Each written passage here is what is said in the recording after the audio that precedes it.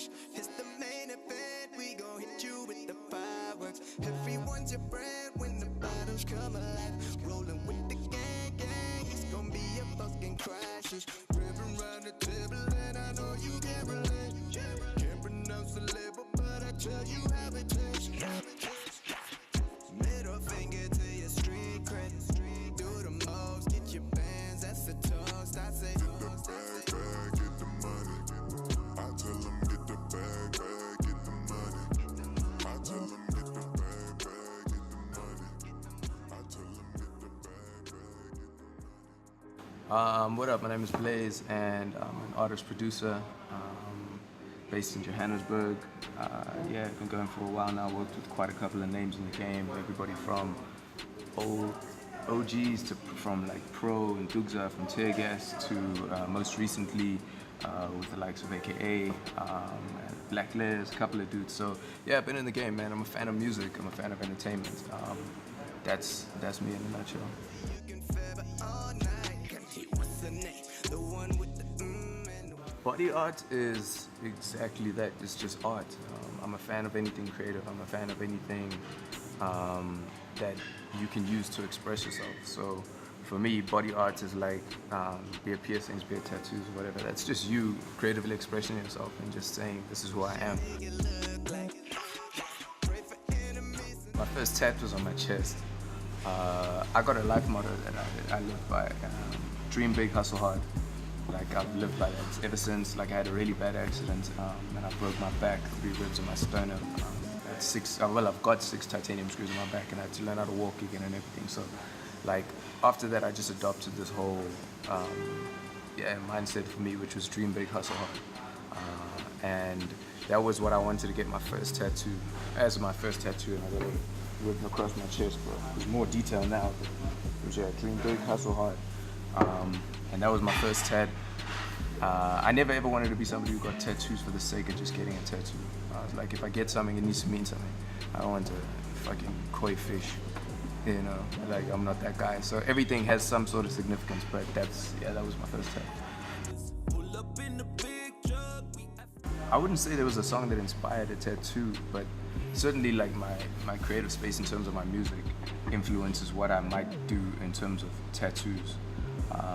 Be it lyrics from a song or be it a specific timeline. Like I've got literally a timeline of just important dates on my arm over here, and it's just dates of like when my accident happened, when I released my first song, when bad things happen. And for me, it's just a timeline to remember, you know, good and bad things, just to remind you like, hey, that was a good time, and remember that happy moment.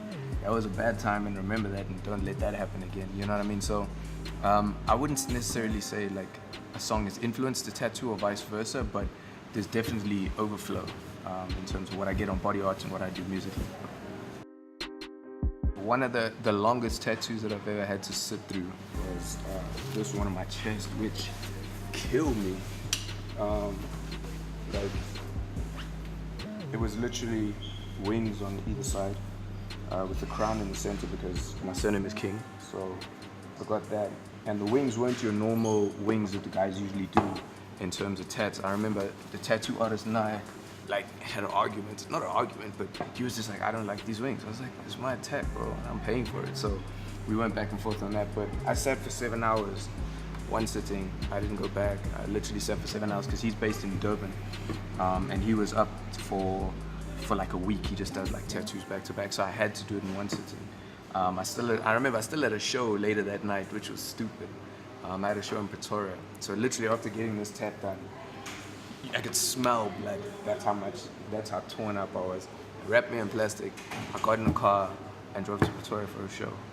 It was the most chill performance I've ever done. I don't think I even lifted my hands. I was just like, yo. So that was pretty crazy. But my sleeve, I'm planning on getting a full arm sleeve done so that this connects down my ribs as well. But this was, I think, my 3rd tat, which is just a Bible verse, Philippians 4:13. I can do all things through Christ who gives me strength. That's probably my favorite Bible verse, I guess. But it's one thing reading it, I just needed to see it, you know what I mean? So I just made sure it was somewhere where I could see. And a lot of times people won't get like words or the way it's done like this on their forearms because it's kind of messy. People would rather have one piece that they do completely from start to finish. I'm planning on doing that with this arm, but yeah, that was just my Bible verse. These are just names of my family: George, Valerie, Arthur, King. So I just got my family names down there. This crown at the bottom is not finished yet. It still needs to be faded in. The reason it didn't finish was because this was of all these, everything that I've got, the hours that I've sat through tats, these 4 lines were the most painful thing I've ever sat through. My wrist literally got swollen and they were like, look, if you carry on, it's gonna tear through your meat and the tat's gonna open. Then yeah, these were the timelines that I was telling you about with the rose on the top. From 2009, 2010, 2011, 2014, just backdating stuff, like I said, significant stuff that's happened in my life, good and bad that I needed to remember. The most recent one was 7th of May 2014. So yeah, those are just, for me, reminders, clouds here, and then the rest of it that's going to come over here is going to be pretty dope. I'm not a person who goes for like something catchy, like, okay, Chinese symbols are hot now, so get that. For me, like I said, if I get anything that's on me, it has to mean something. I'm not just gonna get some random ass tattoo. I always said I would never really go down past my elbow because like there's a lot of corporate work that I do in terms of like brands that I work with and so on. And because of what you said where you're like, oh, do people judge you because of that? I find creative agencies and stuff like that are more open to it. They understand what it is. But if you're standing in front of F&B doing a presentation in terms of a pitch you're doing to them, they kind of go, it's a bit weird. So I always said if I get something on my forearm, it would be religious, which all of them are pretty much, except the names and so on. I'm planning on finishing this arm. I'm gonna do this whole arm, but this is gonna be one solid design in terms of like something that I want together. Like I said, my chest is done, possibly a little bit of my back, maybe a neck, but I wouldn't go higher than this. But nah, no face. I'm not a face tat guy. I'm not a get your legs tattooed guy and your thigh, like, like people get like really hectic tattoos. I won't go on my stomach because it's gonna be painful as hell. The most I'll do is my ribs, which is gonna be sore as well, but like, I'll be cool.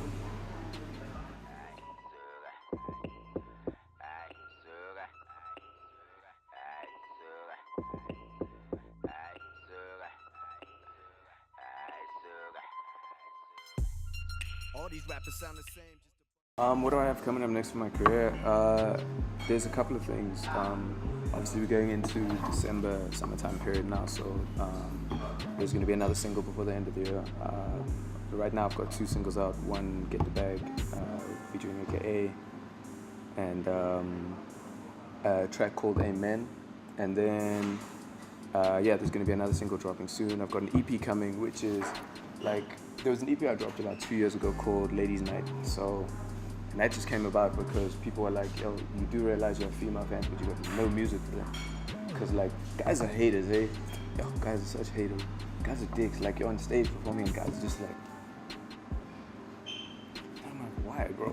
Like, it's so weird. So I've just found like a female fan base has been like a really strong support. Like, and if you think about it, if Trey Songz comes to South Africa, you go with your boyfriend, and chances are he buys you the tickets, and you sit there screaming at this dude with no shirt on for 2 hours, and he just meanwhile. So I get it. But like, so I did that EP, and there's a follow-up to it, which is called Complicated. The first EP was a lot more happy vibe. This is more like a Bryson Tiller-ish, sort of the bad part of the relationship. So yeah, that's just for that market. I'm looking to hopefully drop an album next year, 2018. Working on the content is there. It's just getting the right singles, the right collabos, and wrapping that up. And then there's a few like collaboration tracks that I've got coming out. I've worked with Youngster. Him and I've got something really dope coming up. I've had chats with a couple of other artists and DJs in terms of stuff they're doing. Me and Ganja Beats work a lot. We've got quite a few songs coming out. They've got a project coming out. So, and I'm on that on like 2 songs. So there's a couple of projects. Also like the corporate side of my work. I've worked with Jeep. I've worked with the Lurie Awards. I'm literally after this going to do something else for KFC in a brief that I got on. So I like the corporate side of the business, the corporate side of the music business, and I feel like a lot of artists don't leverage that or leverage it properly.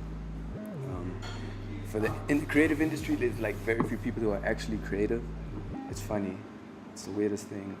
But like, yeah, so for me, there's always the commercial side and the business side, and that's pretty much what I'm going to be focused on. What up, this is Ink Stories for Just Push Life, and you're chilling out with your man Blayze.